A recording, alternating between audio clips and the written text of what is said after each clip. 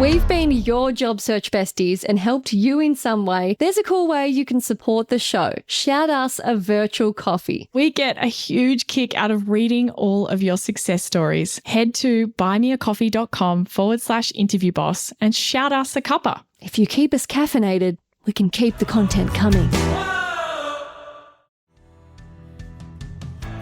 But, I feel like that's a them problem.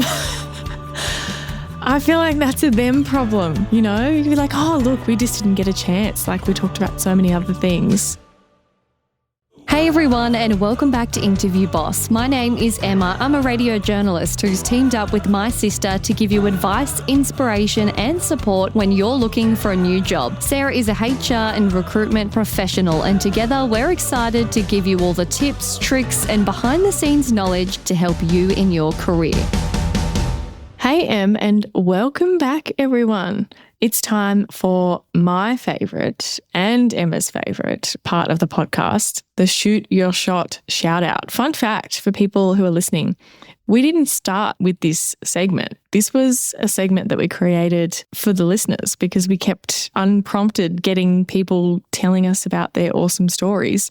And then someone said, I'm shooting my shot, and we named it after that listener. Do you remember that?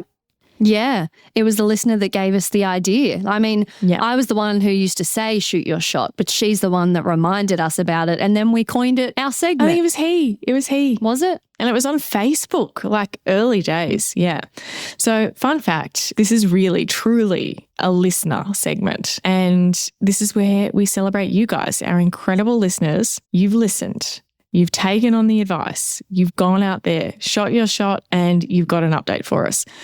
This week, our shout out goes to Amy, and she shouted us 5 coffees. So much shouting. But thank you, Amy. Yes, we're not shouting though. She said, after 10 years at my job in the TV industry, solidarity for the media girlies out there, I was made redundant and felt like absolute shit. I was definitely stuck in a rut at my old job and had no career growth due to management always giving opportunities to favourites and leaving me behind. After taking a month-long holiday, how did you get a month off? That's unheard of in this industry.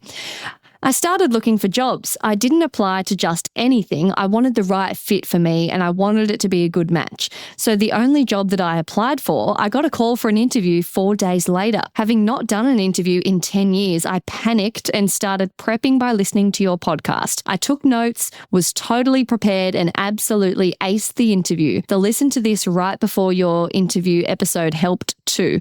I was totally confident in answering the salary expectation. They called a few days later for a coffee chat with the GM, but I knew this was actually a second interview. I didn't fall for it and I listened to those relevant episodes. Again, I walked out feeling great and they called me to offer me the job the next day. I negotiated my butt off to push them to the absolute max salary, thanks to you guys, and now I'm getting paid $50,000 more than my old job. And the funniest thing is, the office is right down the street from my old work, so I'll definitely be running into ex-colleagues and I'll have a huge smile on my face when I do.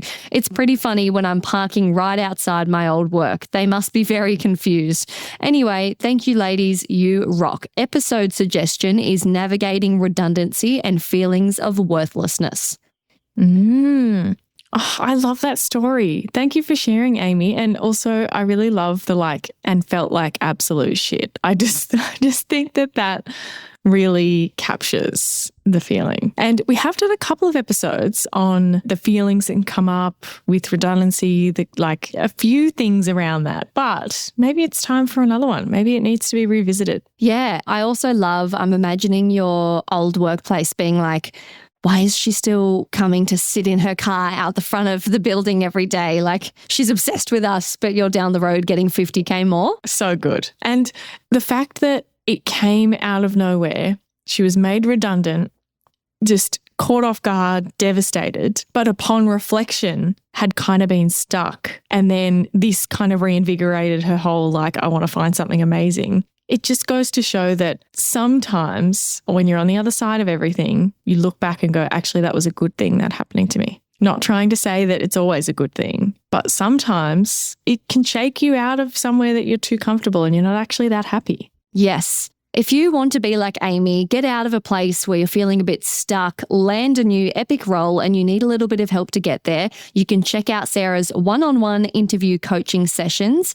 Her availability has increased now that she is a full-time interview bosser, which is exciting. There's also Interview Academy, which is on-demand help right now, a step-by-step guide to walk you through brainstorming your best bits, coming up with your career story, and a cheat sheet that you can take with you into the interview. Yeah. And I've been recently looking at some of the insights from Interview Academy, and I'm making some improvements, which is really fun. There's some new features coming. But most people in Interview Academy have an interview within a week. That's how quickly you can go through everything. And if you are that crunched for time, we have so many episodes. Yes, they can help you. But if you want to get the exact right information in the exact right order for your interview coming up, maybe that's something you need to look at. Go and check it out, interviewboss.com.au/coaching. As always, if you love what we're doing, want to request an episode on your conundrum, kindly follow us on Instagram and slide into our DMs. That is exactly what Joanna did this week, and we're dedicating a whole episode to her. We did already get back to her with the TLDR version of this episode, but this is for the rest of you if you ever find yourself in this position. So this is what she sent to us. Hi, interview bosses. I recently discovered your podcast and it's pure gold. There just aren't enough trustworthy voices in this space, so thank you for sharing your expertise. I have a pressing question about transparency in interviews and would appreciate your advice. I recently had a successful first interview for a role I'm really excited about. I wasn't asked and didn't disclose that I was fired from my most recent job as head of fundraising for a nonprofit. At the time, I thought this was a win, but after listening to your fired episode just a few days too late, I realized this may have been a tactical error. Now I've been invited for a second interview with the same hiring manager who led the first interview, along with the CEO. I'm wondering, is it too late to come clean? And if not, how can I bring it up without blindsiding the hiring manager or making her look bad for not addressing it in interview number 1? Here's the background context. I took on a head of fundraising role at a not-for-profit. It was a stretch role for me, but the CEO knew that and promised training and support. Once I was in the role, I discovered the organisation was much less stable financially and programmatically than I was led to believe. I gave it my all for about a year before voicing concern about some issues that could impact our standing with funders. At that time, I was validated by the CEO and reassured that these issues would be addressed, but not much changed. A few months later, I was asked to increase a major revenue stream with no clear strategy or support. I expressed that I didn't see a viable path without guidance. From there, trust broke down, my earlier concerns went unresolved, and while I was already job searching, I was ultimately let go before I could transition out. I did gain valuable experience in this role, and I'm eager to bring these skills into a new position, one that offers a similar breadth of responsibility but isn't the sole fundraising position. Any advice on how to handle the next interview would be incredibly appreciated. Thank you, Joanna. So, here are our thoughts. First of all, if you are in this situation and you're listening to this, go and listen to the You're Fired episode. We'll make sure that it's linked below so that you can hear what Joanna heard a few days too late and be a little bit proactive about hearing all of our advice from that. But if you're asked about it in this second interview, even if it's indirectly, like they say, oh, what have you been doing or why are you interested? Like there's just some kind of opportunity to talk about something, then you have to tell the truth. Have to. Just want to get that out there. And that is basically the gist of the You're Fired episode. That's what we talk about there as well. But I do think in this situation, it didn't come up in the first one. That's okay. If they ask you anything that remotely leans into being able to answer the question, do it. Yeah. And even if you get the opportunity to answer something like tell us about yourself, tell us why you've applied, why you're interested in the role, walk us through your CV, like any of those kind of career story type questions, be prepared to address it briefly. It doesn't have to be like a big deal, like you spend ages telling them the whole story about everything that happened and blah, blah, blah. But you want to be the first person to bring it up. But even though that it didn't come up in the first one, I think it's okay. You can kind of say, oh, look, I know this didn't come up in the first interview, but here's the story. Yeah. I think maybe the worry here is that, well, I'm going to look like a big fat liar because why is it coming up in the second interview but not the first? But you can see how that could happen. If the interviewer just really didn't touch much on their last role or what led them here, they might not have felt inclined to put their hand up and go, I was fired. Are you going to ask me? I was fired. Yeah, that's right. Like no one wants to do that. So, and I really loved that Joanna pointed out, I don't want to make the hiring manager look bad in front of the CEO because I can kind of see what she's getting at there. Like suddenly it comes up, oh yeah, I was let go. And the hiring manager's like, oh, and then the CEO thinks, did you not cover this in your first round? Like, why are you bringing me a candidate that you didn't even know that about? That would be kind of awkward. that's very insightful. It is. But, I feel like that's a them problem. I feel like that's a them problem, you know? You'd be like, oh, look, we just didn't get a chance. Like we talked about so many other things. Like you could jump in and kind of cover them if you wanted to or you really felt like it. But I don't think you can take the fall just out of feeling bad for the hiring manager. What would that actually sound like though, if you were saying that in your Tell Me About Yourself? Yeah, so whether it's in why have you applied for the role, some version of that where you wanted to mention it, it doesn't have to be a big deal. I think people are always really surprised when you cover it truthfully but briefly and like, oh, cool, everybody moves on. And you'll hear this and think, oh, that's fine. I could probably say that. So try this out. So that role as the sole fundraising role was a bit of a stretch for me. I achieved a few things, XYZ, you can give examples, and I learnt a lot. But ultimately what they were really asking for me in that role and my approach to fundraising weren't really the right fit. So I was let go from that role. In my next role, what I'm really looking for is, and then you can kind of clarify as Joanna was talking about, I'm looking for something that has that same level of responsibility, but I need that support or I need like issues to be addressed. Yeah, the teamwork environment. Yeah, or I want a really stable set of programs or set of fundraising offers so that I can do what I do best. Or I want good relationships with my fundraisers, or funders, whatever you call them. Those things that you can kind of clarify to go, these things are really important to me because I didn't have that in my last role. And yeah, I think it's a nice segue into like talking about values, talking about culture fit, talking about what you achieved, all of that kind of stuff. Yeah, it's so simple. And she doesn't need to spell out the whole situation of what happened. If that's something that they feel they need to know, they might ask a follow-up question. That's fine. And I think it's important to clarify here that the thing we're afraid of isn't them finding out and knowing. It's that they could find out later once you have the job and are surprised by the information and it feels like they were lied to. Yes, it's a much bigger deal if they find out later. It's not like they need this information and you need to make sure that they know it. The issue is if it comes up, it might come up later. References, for example. Cool, let's talk to the CEO, right? And you've then got to explain why you don't want them to talk to the CEO when they don't know why you left. Like there's just things that could come up later and they'll be caught off guard. If they do get through to the CEO, and then they're like, hang on, why didn't you tell us? And then there's a really awkward confronting of the lying. But then at the same time, what if 6 months down the track, you're in the tea room making a coffee and you in passing with your colleague that you're great friends with now say, yeah, well, my old boss, like, you know, the one that fired me or, hang on. What do you mean? What do you mean? It's just a bit awkward. Yes. I live in fear of that. Like, I don't have a good enough memory to be a liar. Truthfully, like that's how I think it's such a pragmatic way to, like, very practical way to not be a liar. It's not necessarily, you know, morals or ethics. No, of course it is. But you would have to keep up with like who knows what and how do I make sure that they don't find out? Yeah, that's too stressful. So,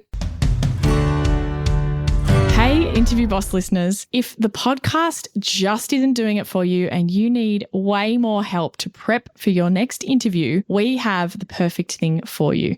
Interview Academy. Em, tell us all about it. This is huge. This is the love child of Sarah after doing hundreds of one-on-one coaching sessions, finding out what people struggle with the most, common mistakes. Sarah has created the ultimate course that you can do in your own time, self-paced, heaps of modules, videos, interactive quizzes, a workbook that will become your Bible by the end that you can take with you into your interview, because if you're a long-time listener, you know that we endorse taking notes into your interview. It's a game changer. Check out more about it at interviewboss.com.au/interview academy. Yeah, obviously we strongly advise against wiggling your way around it or deliberately trying not to mention it. Honesty is always the best policy. Even if it didn't feel like there was room for it to come up in the first time, addressing it as soon as you can, even if you have to sneak it in there subtly somehow, is always going to be the best option. Yeah. And I think, again, you don't need to like force them to know it and to like not walk out of there until they know. It's just that if you're in a position where you have to say something else that isn't quite true or the full story, that's not going to look good later.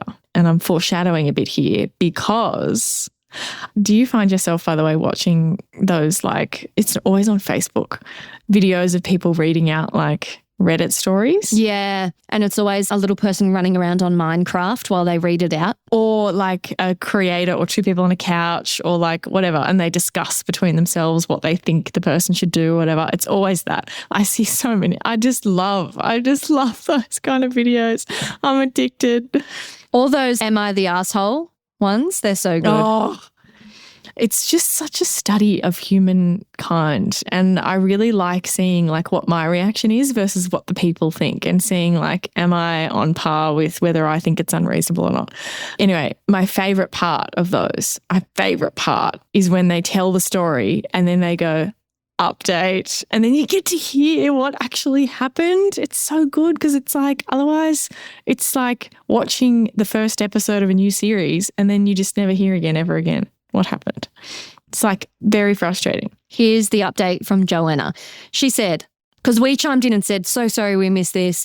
Yeah, because she was like really, really close to the next interview coming up and we didn't get back to her in time for that next interview. And when I messaged, I was like, oh, I think it's been the 2 days. I think she's already had the interview. Oh, I'm so sorry. Here's what I would have said. Please let me know what happens anyway. Honestly, I think by listening to the episode, she could have worked out what we were going to say. Anyway, and here's her update. So she said, I did have the interview and actually I didn't mention it. I was totally prepared to, and then they never really gave me a chance to. There was no intro, tell us about your past experience question, no mention of the 2-month gap in my resume. I was completely ready to address it, but I also didn't want to be like, by the way, you may have noticed that I left my last job 2 months ago.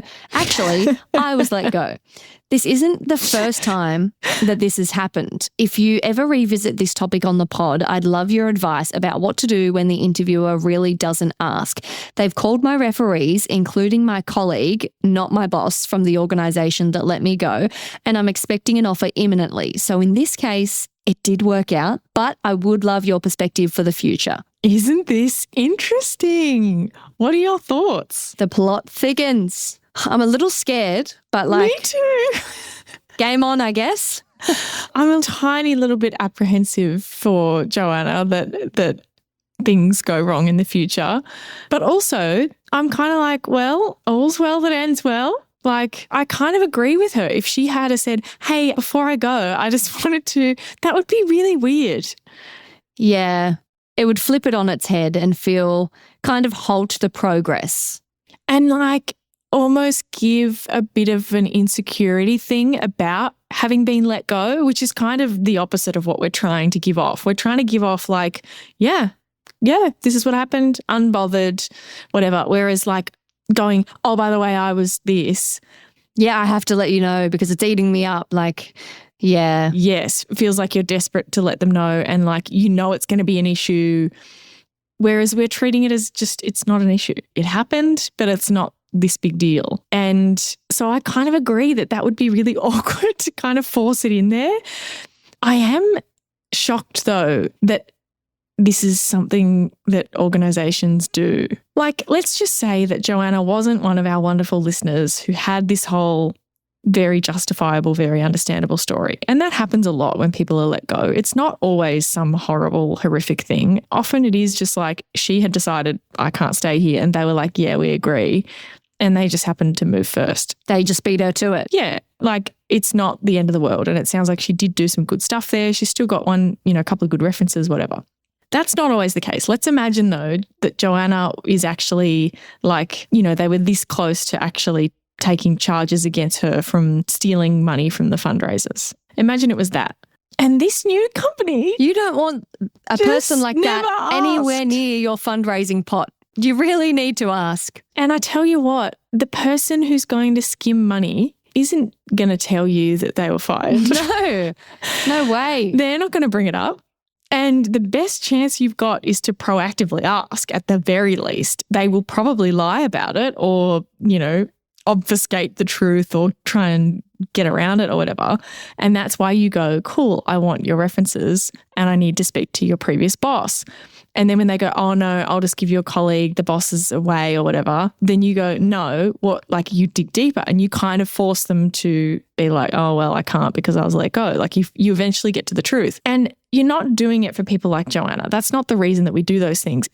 We do them to protect the organization and protect the other people that work there and all these things from people who've done bad stuff. And I'm not saying... Can you just hang on for a second? Can you imagine the imaginary character who stole from the fundraiser in an interview going, yeah, so I was actually let go from that role. It wasn't a good fit because I embellished $80,000 of the company money. So in my next role, I'm looking for a company that won't audit their finances as regularly.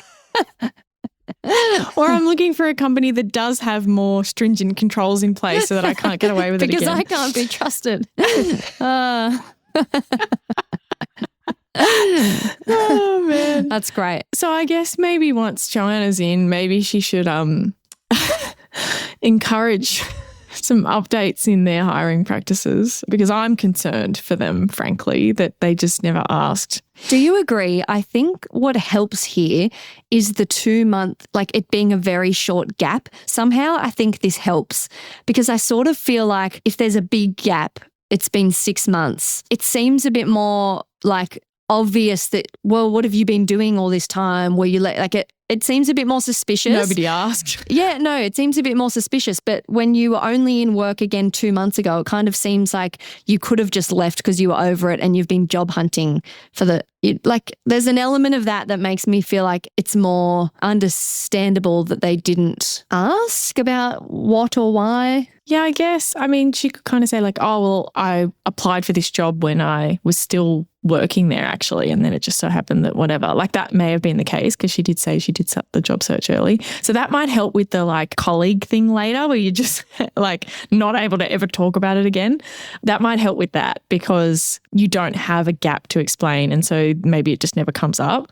But I do find it quite funny that they didn't ask.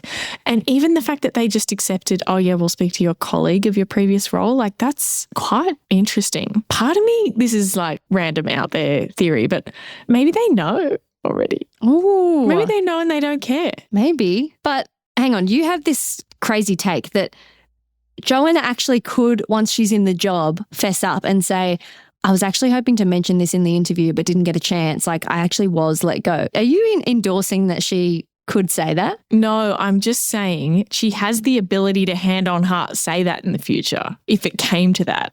Does that kind of make sense? What I'm kind of calling out here is that the important thing is that she was willing and prepared to talk about it. She just wasn't given the opportunity. What I would be extra concerned about is if she'd said something like, oh, I left there because the values didn't align, or if she'd said something else about what happened there that wasn't true. Whereas in this case, she hasn't given them any reason why she left that role. There's no alternative truth happening. It just wasn't discussed. And so if it did come up, she has the full ability to be like, yeah, look, I actually was hoping to mention it in the interview, but it just... I really didn't get the chance. I was hoping to kind of mention it. But yeah, look here, I'm happy to tell you everything. And you've spoken to my colleague. And I think you still need to have that same... It's not as if she was doubling down and going, yeah, you will not waterboard this information out of me. I'm taking it to the grave. Right. She was willing And we love you for that, Joanna. You had your heart and ethics were in the right place. It just didn't work out. And so I'm not suggesting, again, that you proactively be like, oh, by the way, I was fired in my last role, because I think it would still be weird later on. I'm just saying, if it did come up and they were like, hey, we just found out this information, she could be like, yeah, look, I was hoping to be able to get a chance to discuss it and to explain in the interview, but honestly, it just never came up and I didn't even get to talk about why I left there or anything. So yeah, sorry about that. And that's fully genuine. They can look back and be like, yeah, shit, we really didn't ask. Yeah, that was on us. Yeah. Yeah. You haven't got to walk back a different story, I think is the key here. You were willing and able and you were prepared to talk about it, being open even when it, that conversation does happen at some point in the future, if it ever does. My other tiny baby little worry is, what if they talk to your colleague and as the reference and they say, why did she leave this role? I just wonder whether the colleague is like, oh, I don't know. I was only her colleague. I'm not sure what happened in the end. I mean, if you're putting your colleague down, you're putting them down as an ally. They're not going to dob on you. Oh, yeah, but what if they're asked directly, point blank, did she resign? I don't know. That could be a hard position to be in as the reference. You're not meant to lie. They can come back to the reference and be like, you knew this and you lied to us.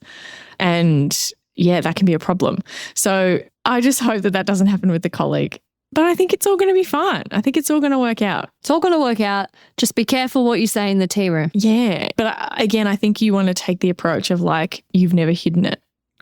I just think that's the way to go about it, because the concern here isn't that you can't have them ever know or that you have to have them know. It's that you don't want to be seen as hiding stuff. And if they didn't ask, they didn't look into it, they didn't want to know, well, frankly, that's on them. Maybe they're not interested about that. Maybe they don't care about people's backgrounds. Fine, cool. I wouldn't recommend that you deliberately try and recreate Joanna's situation, because I don't think it's likely that happens. But then she says it's happened to her before. No, just people don't ask. I'm baffled. Do as we say, not as Joanna does. But if you do find yourself in Joanna's situation, don't freak out. It's not the end of the world. As long as your intent is there to be honest, you have our tick of approval. That's right. And you're not weaving a web and telling other stories and whatever. I think you're going to be okay. And if you did steal money and you're not sure how to talk about that, well, honestly, I think that's going to take a coaching session, because I don't know, honestly. We're going to have to workshop it. Keep those I'm not paws sure. out of the petty I'm going to cash. have to think about it. It's not the end of the world. People have careers after that sort of stuff. Think about all the mediocre white men who've done something horrible and managed to continue having a career. We can too.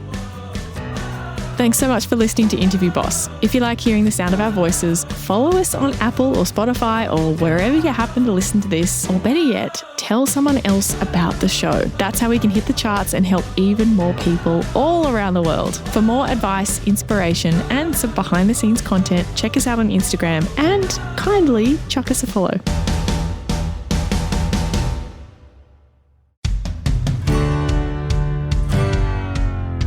Can you believe we started Interview Boss in 2021? Not really. It's insane. That's a lot of episodes and a lot of hours of talking. Oh my gosh, it is. And if you're scrolling through all of our episodes, you might scroll straight past something that you really, really needed. Yes, we're always getting messages from people asking us to do an episode on something, and I'm like, we already have. So we've put together playlists to help you find the episodes that are exactly what you need, suited to your situation. They're all categorized. If you're applying for jobs, we have episodes about resumes, cover letters, job ads. If you've been offered your dream job, we have episodes on resigning, exit interviews, and how to impress at your new company. And we even have a very special playlist that's very popular for if you have an interview coming up immediately and you need just our most recommended hard-hitting episodes between now and then. For all our last-minute listeners. It's all there for you. You can browse by category and check out all the playlists at interviewboss.com.au/podcast.